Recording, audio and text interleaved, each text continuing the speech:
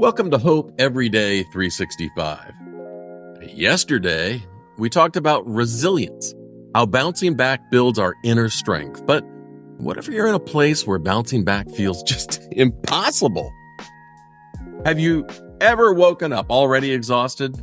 Before your feet even hit the floor, your brain is running a highlight reel of everything wrong. And on those days, optimism feels like a joke.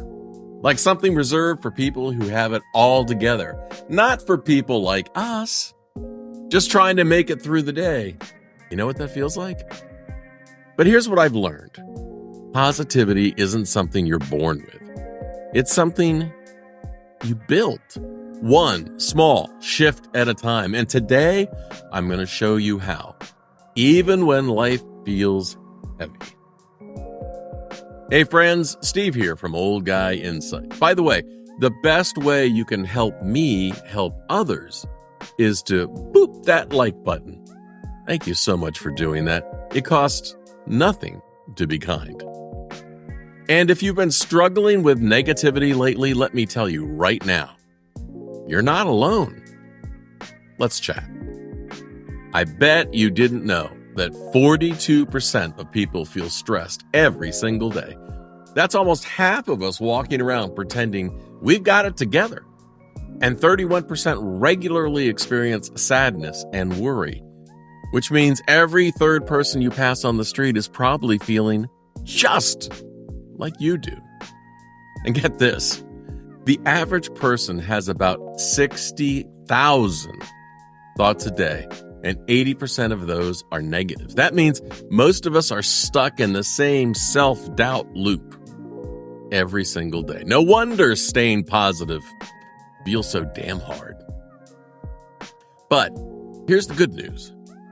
You don't have to stay stuck. There are real, proven ways to train your brain to see the good, even when it feels impossible. So let's dive into some techniques for cultivating a positive mindset daily. Ones that actually work when you're stressed, overwhelmed, or just plain exhausted. When you're drowning in negativity, your brain gets really good at spotting more negativity. It's like being tuned into Everything Sucks FM. And once you're on that frequency, it's all that you hear. So let's change the station. Start by finding one bright spot each day. Just one. Hey, I know what it feels like to be stuck. Like every obstacle is just too big to tackle on your own. For a long time, I felt like I couldn't figure things out for myself. Anytime I hit a problem, I'd think, well, I guess I need to ask someone else because I can't do this on my own. It made me feel helpless. Like I was always one step away from failure. And then I learned something that changed everything. 4 little letters. RTFM. Now, if you've heard this before, you know that it stands for Read the Effin' Manual. Yep, and as ridiculous as it sounds, that phrase gave me power. Power to solve my own problems, to stop feeling like I needed to wait for someone else to come save me.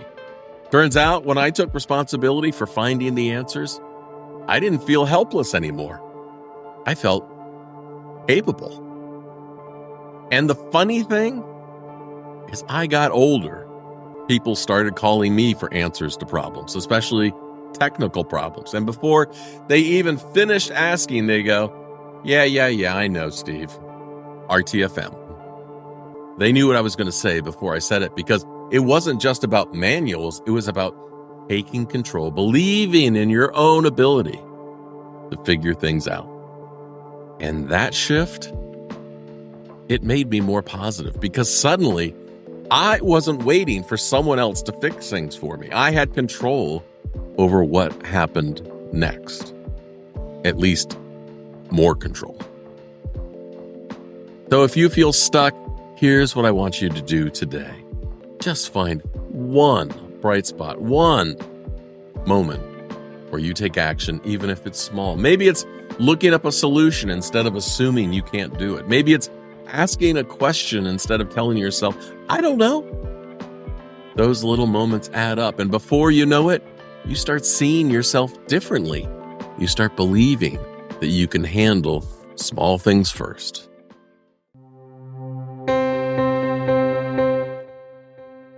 You ever notice how your brain loves to trash talk you? It's like having a full-time heckler in your head. Mine used to say things like, wow, you can't even cook toast without burning it. You're an embarrassment. But then I started playing a little game with myself. Every time my brain threw out an insult, I had to follow it up with, yet.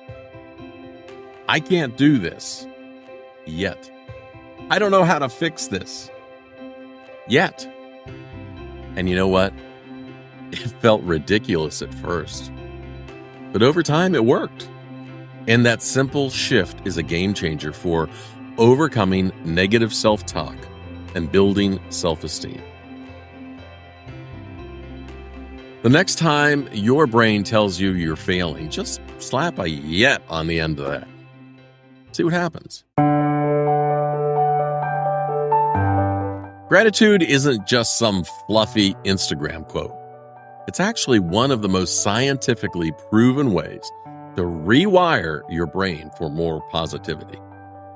Gratitude is just appreciation for the good moments you're given. Not some kind of new age nonsense.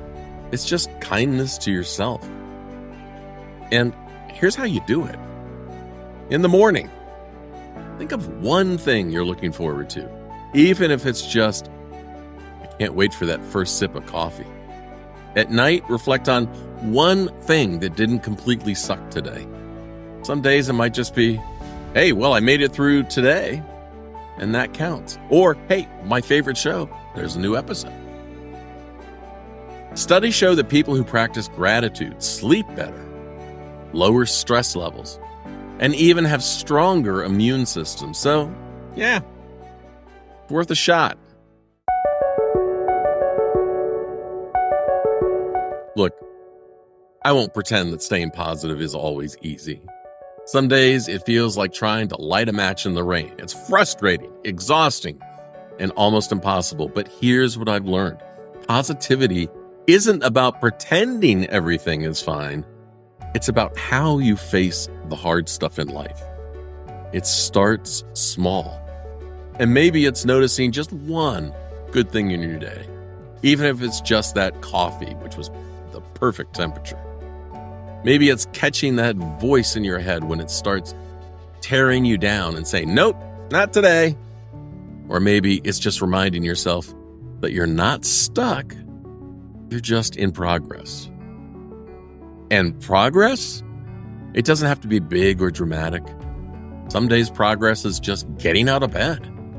Some days it's brushing your teeth when you don't feel like it. And some days it's just not giving up on yourself today. And if that's all you do today, damn it, that's enough.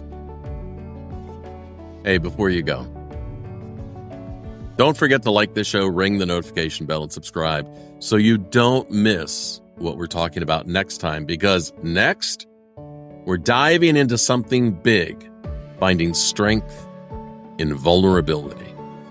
I know it feels impossible, but it's not. You know, I used to think asking for help meant I was weak. It turns out it takes real strength to admit you need support. But why is it so hard? And how can opening up actually make us stronger? That's what we'll tackle next time, so be sure to stick around. Hey, I don't have all the answers, but I do know this. You don't have to figure this out alone. You got me, you got the community, and most importantly, you've got you. And I believe in you, even in today, even if you don't believe in yourself right now. So, friend, stay awesome, and let's keep moving forward together, step by step. I can see the light ahead for you, even though you might not see it just yet. See ya.